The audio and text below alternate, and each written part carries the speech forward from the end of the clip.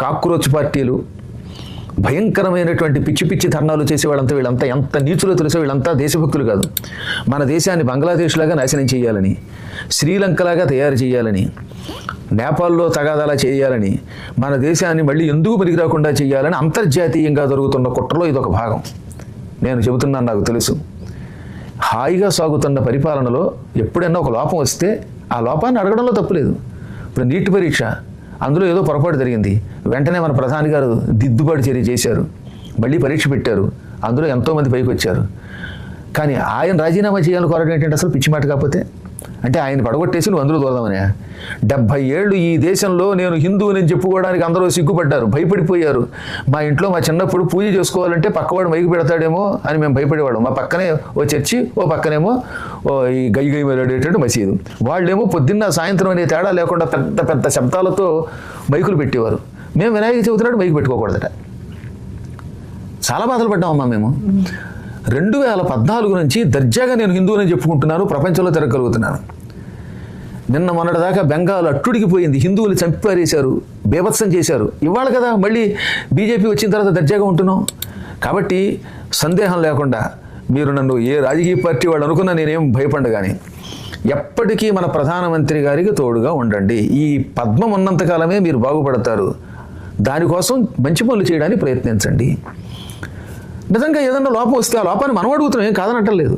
మనకేదో డబ్బు కోసమనో అవార్డుల కోసమనో ఈ ప్రధానమంత్రి గారిని సపోర్ట్ చేయమని నేను ఎప్పుడు అన్నాను. వాళ్ళు లోపాలు వచ్చినప్పుడు తక్షణం సవరించుకుంటున్నారు మహానుభావులు కనుక. ఈ చిన్న లోపాన్ని భూతత్వంలో చూపించి మన దేశాన్ని నాశనం చేస్తే ఉపయోగం ఉంది.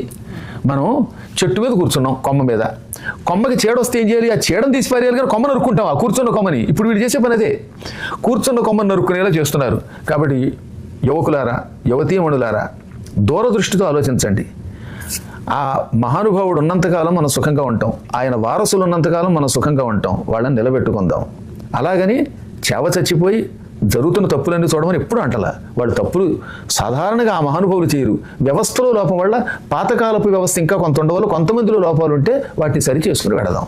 తొందరపాటు చర్యతో మన కారులను పాడు చేసుకోవటం, ఢిల్లీని పాడు చేసుకోవటం, పక్కవాడి ఇళ్ళు తగలబెట్టడం వల్ల ఏంటి? ఆస్తి ఎవరిదైతే మందే. రైళ్ల మీద రాళ్ళు వేయడమా? ఒక రైలు పోతే ఎంతమంది ప్రయాణికులకు నష్టం. ఇప్పుడు రేపు పొద్దున కొత్త రైలు వేయాలంటే మళ్ళీ ఈ డబ్బులు ఎవరి మీద పడితే భారం? మన మీదనా? కాబట్టి రైళ్లు తగలబెట్టడమా, ఇంజిన్లు తగలబెట్టడమా, కార్లు పడగొట్టడమా, కొంపలు తగలబెట్టడమా? ఇదే చేయవలసిన పని. మన వాడిని మనం చంపుకోవడమా?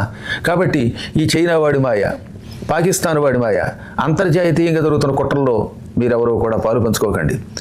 ఎప్పటికైనా నరేంద్రుడు, ఆ నరేంద్రుడి వారసులైనటువంటి యోగేంద్రుడు ఉన్నప్పుడే మనం సుఖంగా ఉంటాం. లేకపోతే మనం చెంబు నీళ్లలో దూకి చావడానికి కూడా పనికి రాకుండా అయిపోతాం. అదృష్టిలో పెట్టుకోండి. ఇది నా ఆదేశం అనుకోండి. కాబట్టి మీరు అన్ని రంగాల్లో పైకి రండి. దేశభక్తి ఉండాలి. దేశభక్తి లేనప్పుడు, మన సనాతన ధర్మాన్ని మనం గౌరవించుకోలేనప్పుడు, మన మహానుభావులు మనల్ని రక్షించినటువంటి శివాజీ గారిని, ఆయన కొడుకు సంభాజీని, ఇలాంటి వాళ్ళని పొగడలేనప్పుడు, పుణ్యాత్ముల వెంట నిలవలేనప్పుడు మనం బ్రతికినా చచ్చిన వాళ్ళతో సమానమే.